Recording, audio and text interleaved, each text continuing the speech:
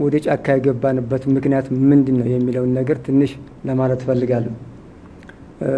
ወደ ጫካ እኛ እንገባ ያስገደደን በርካታ ምክንያቶች አሉ። ከማንም በላይ ግን በአማራ ሕዝብ ላይ የደረሰው ግፍና መከራ ስቃይ ነው። ስለዚህ ይህንን መነሻ በማድረግ ነው ወደ ትግል እንድንገባ የተደረገው። ለ3 ዓመት ያህል በጫካ ቆይተናል። ወደ ትግልም ስንገባ ወይም ወደ ጫካ ስንገባ ምክንያታዊ ነበር። አሁንም ደግሞ የሰላምን አማራጭ ተቀብለን ስንመጣ በምክንያት ነው። ይሄ ውይይት ዛሬ የተጀመረ አይደለም። የሰላማዊ መንገዱ የተፈለገበት ምክንያትም አለ። ስለዚህ ይህንን ውይይት ዛሬ የተጀመረ ሳይሆን ለ1 ዓመት ያህል የተካሄደ የሰላም ውይይት ነው። የዛሬ ዓመት ጥር ወር ላይ ዳውንት ላይ የአፍሪካ ህብረት ኢጋድም መጥተው እኔም ባለሁበት ጠቅላላ ውይይት አድርገናል። በዛ ውይይትም በጥሩ መንፈስ በጥሩ መግባባት ነው የተለያየ ነው። በግብታዊነት የተደረገ ነገርም አይደለም። እስከዛሬ ጥር ድረስ ለ1 ዓመት ያህል የተደረገ ውይይት ነው፣ ንግግር ነው። ህጋዊነትን ተከትሎ የመጣ እንጂ ሰዎች እንደሚሉት በክዳት ወይም እጅ በመስጠት በሚባለው እንዳልሆነ ሁላችንም ማወቅ አለብን ነው። ሌላኛው ይሄ የአሁኑ ስምምነት ወይም የፊርማ ስነ ስርዓት ዛሬ የመጀመሪያ ጊዜ ሳይሆን ባለፈ ቀደም ብሎ የመጡ ወንድሞቻችን የተፈራረሙበት አለ። የዛሬውም የፊርማ ስነ ስርዓት ያንን የሚያጠናክር የሚያጎለብት እንጂ የተለየ ነገርም አይደለም። ሌላኛው በዚህ የሰላምን አማራጭ እንድንመርጥ ያደረገ ምንድን ነው? በ3 ዓመት የትግል ቆይታ ውስጥ ሁሉን ነገር አይተነዋል። አንደኛው ነገር በዚህ በአማራ ክልል በብዙ ቦታዎች ላይ ተንቀሳቅሰናል። በህዝብ ላይ ያለውን ግፍ፣ መከራ፣ ስቃይ እናውቀዋለን። ስለዚህ ያ ስቃይ መከራ ከዚህ በላይም መሄድ የሚችልም አይደለም። የአማራ ህዝብ እንዲህ ህዝብ ይህን ጦርነት መሸከም የሚችልበት አቅም የለውም። ባለፈ በነበረ ከጁንታ ጋር በነበረ ጦርነት ብዙ ስቃይ መከራ ደርሶበታል።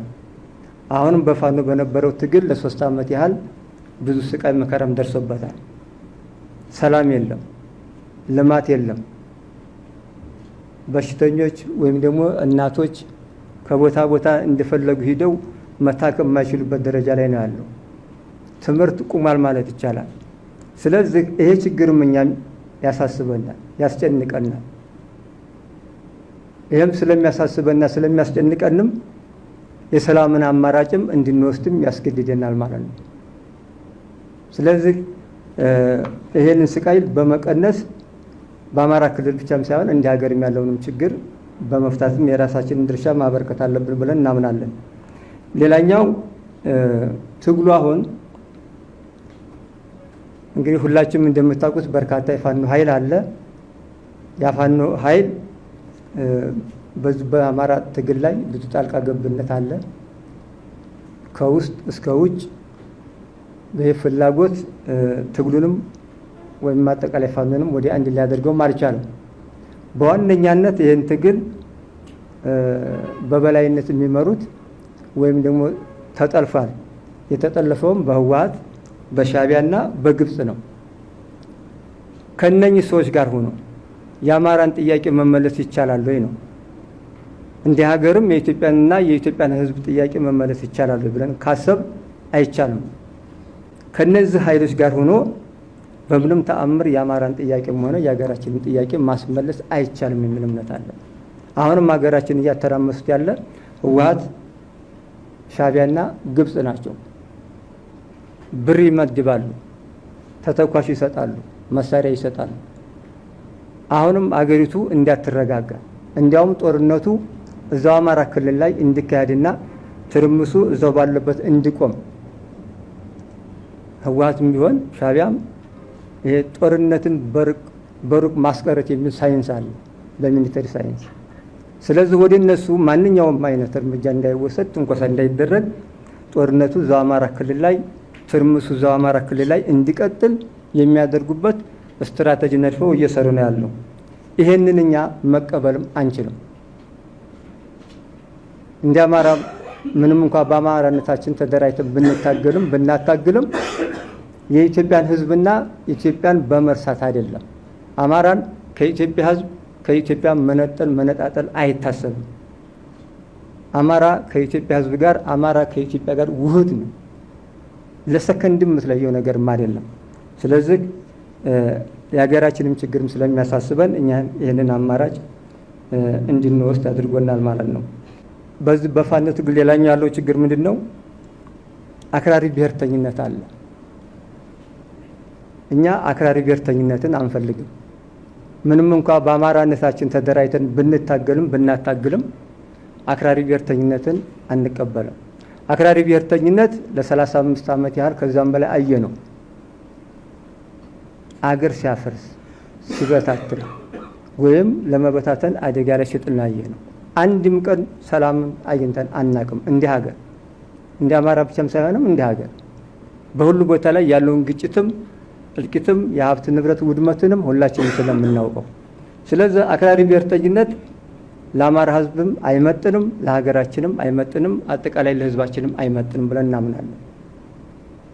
ስለዚህ አክራሪ ብሔርተኛ ሆኖ አገርን ከማፈራረስ ከመገነጣጠል ከመበታተን የፈለገውን ይሁን ደካማም ቢሆን አምባገነንም ሆኖ አገርን እንደ ሀገር ማስቀጠል የሚችል ኃይል መኖር አለበት ብለን እናምናለን። ስለዚህ በእነኚህ ኃይሎች የአማራም ጥያቄም ስለማይመለስ ያስመልሳሉ ብለን ስለማናምን ይህንን የሰላምን አማራጭ እንድንወስድ ተገደናል። መውሰዳችንም ትክክል ነው ብለን ነው የምናምነው። በሌላ በኩል ላስተላልፍ የምፈልገውን መልእክት በዛ አጋጣሚ በአፋሃድ የሚሆን በአፋባ በነበረው የነበሩ ኃይሎች አሉ። የታጠቀ ኃይል አለ፣ በጫካ ላይ ያለ። ይሄ ኃይል አሁን የሚያደርጉት ትግል መሰረት ምንም ጥቅም እንደሌለው አውቀው የሰላምን አማራጭ እንዲመርጡ ነው ጥሬን ላስተላልፍ የምፈልገው በዛ አጋጣሚ።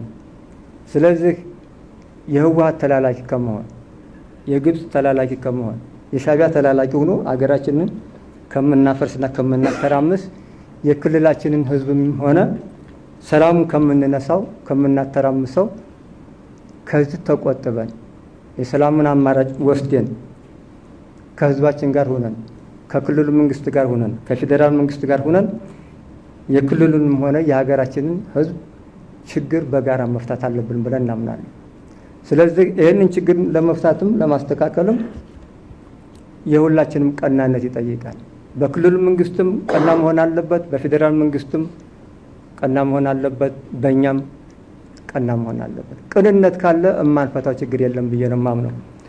ሌላኛው በዚህ ጦርነት ብዙ የተጎዱ ወገኖች አሉ። በተለይ ፋኖ አካላቸው የጎደለ ሕክምና የሚያስፈልጋቸው ብዙ ችግር ያለባቸው አሉ።